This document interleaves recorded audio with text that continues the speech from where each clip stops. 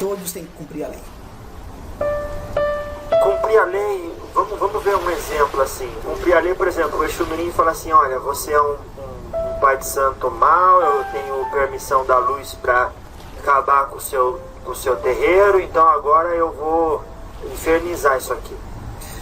Primeiro que se tem algum pai de santo que chegou nesse nível que você está dizendo aí, ele já não tem mais proteção nenhuma, né, moço?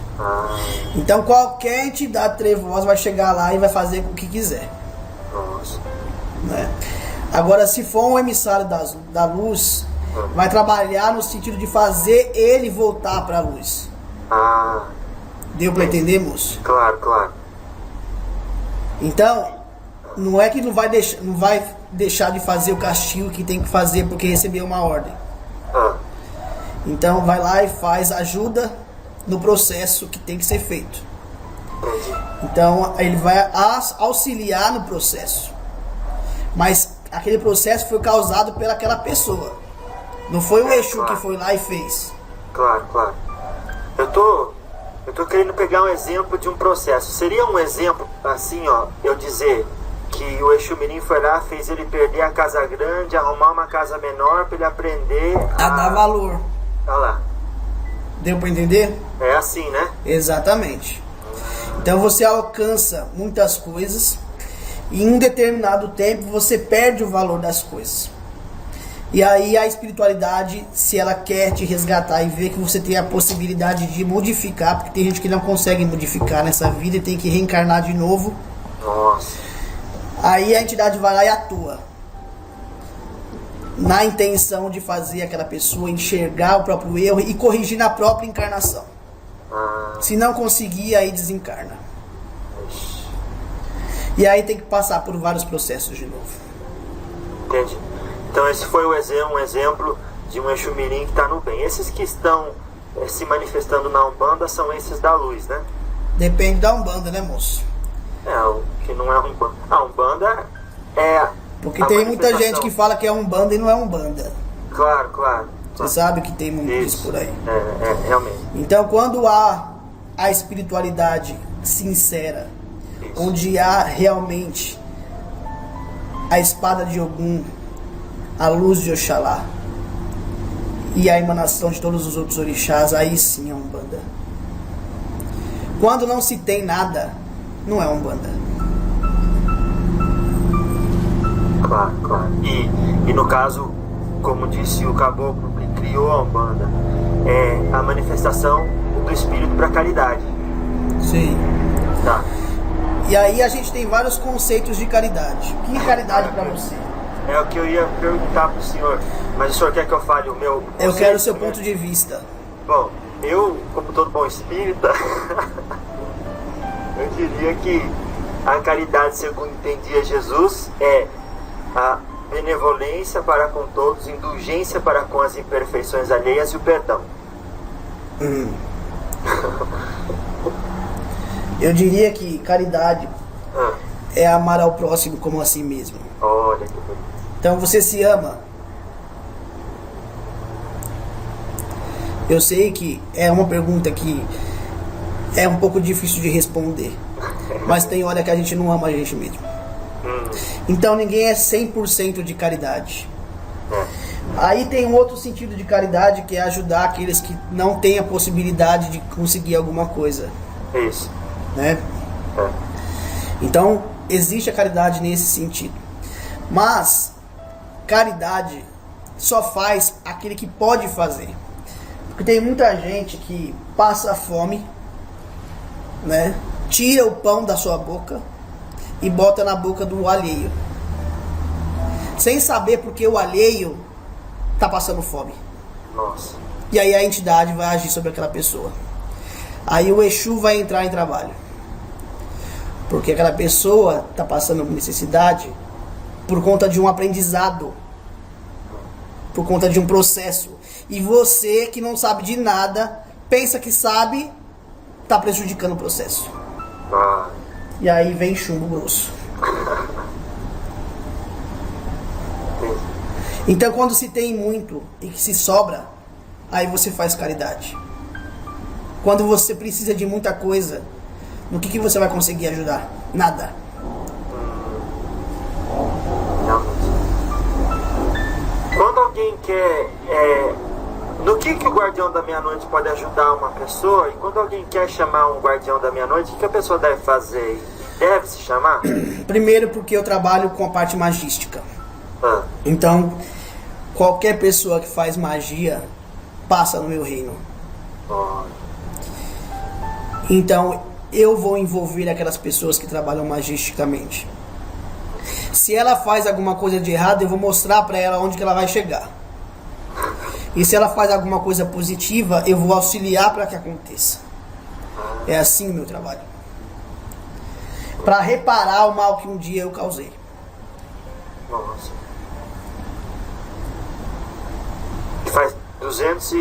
Faz quanto tempo que o senhor já está... Que eu reencarnei 250 anos.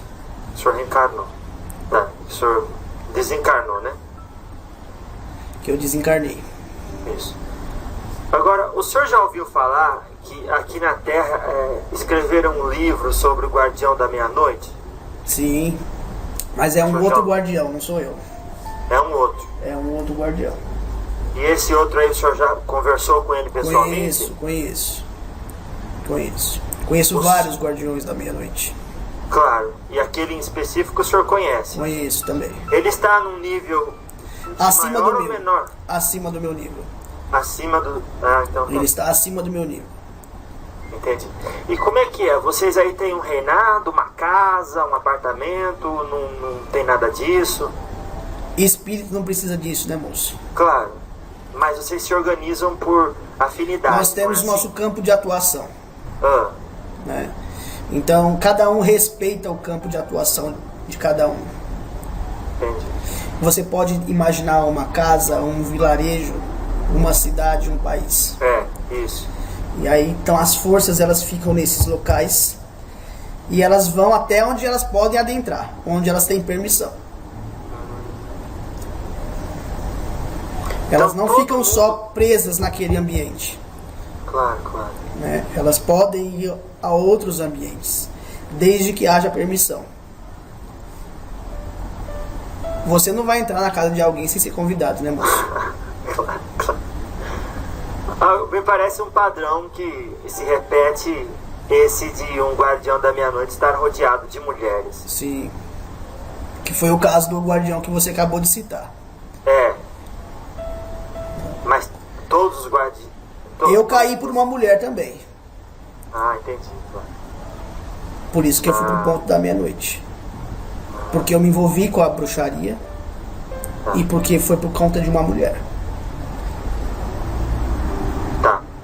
E a gente ouve dizer nas literaturas, não só nessa, que vocês utilizam como espada, o senhor mesmo disse chicote. Eu uso um facão. O senhor usa o que? Isso? Um facão? Eu uso um facão. Mas aonde o senhor pegou esse facão? Isso é plasmado na espiritualidade. Porque não é um facão que você usa para cortar a carne na sua casa. Então eu não fui lá numa oferenda que fizeram para mim e busquei o facão lá. Mas quando eu entrei na espiritualidade e comecei a trabalhar, eu precisava de alguma coisa para me defender das energias trevosas que tentavam também me sequestrar, me aprisionar. Então cada um plasma alguma coisa. Tem espíritos que demoram a entender que podem plasmar o que quiserem. Mas se eu posso plasmar, o senhor pode plasmar um facão, eu posso plasmar um escudo mais forte. Também. Aí ficam os dois empatados. Também pode. Então o que faz um facão, o que faz uma espada, por exemplo, ser mais poderosa? Como eu já disse para você, quanto maior a quantidade de luz você conseguir passar esses seres trevosos para a luz, maior a sua força. É isso que vai dar o poder do meu facão. E obviamente... Porque tudo no mundo é energia. Tudo no mundo é energia. Então tem energia no plano de vocês e tem energia também no plano onde eu estou. É tudo forma de energia. Claro. E as oferendas que a gente recebe também fortalecem essas nossas energias. Então, quando você oferenda ao seu guardião, você está oferecendo a ele uma energia para que ele auxilie você nos processos que você quer e para que as armas que ele tem sejam grandes para poder te proteger. Nossa, que importante. As pessoas não dão muita importância para oferenda. Não, porque elas não acreditam. Olha lá, como o senhor falou no começo. Elas não acreditam. Elas acham que é besteira. Mas como eu disse, você acreditando, aí a entidade vai lá e atua. Na intenção de fazer aquela pessoa enxergar o próprio erro e corrigir na própria encarnação. Se não conseguir, aí desencarna. E aí tem que passar por vários processos de novo. Entendi. Então esse foi um exemplo de um Exu Mirim que está no bem. Esses que estão se manifestando na Umbanda são esses da luz, né? Depende da Umbanda, né, moço?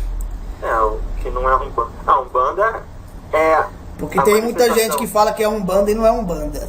Claro, claro. Você sabe que tem muito isso por aí. Realmente. Então, quando há a espiritualidade sincera, onde há realmente a espada de Ogum, a luz de Oxalá e a emanação de todos os outros orixás, aí sim é Umbanda. Quando não se tem nada, não é Umbanda.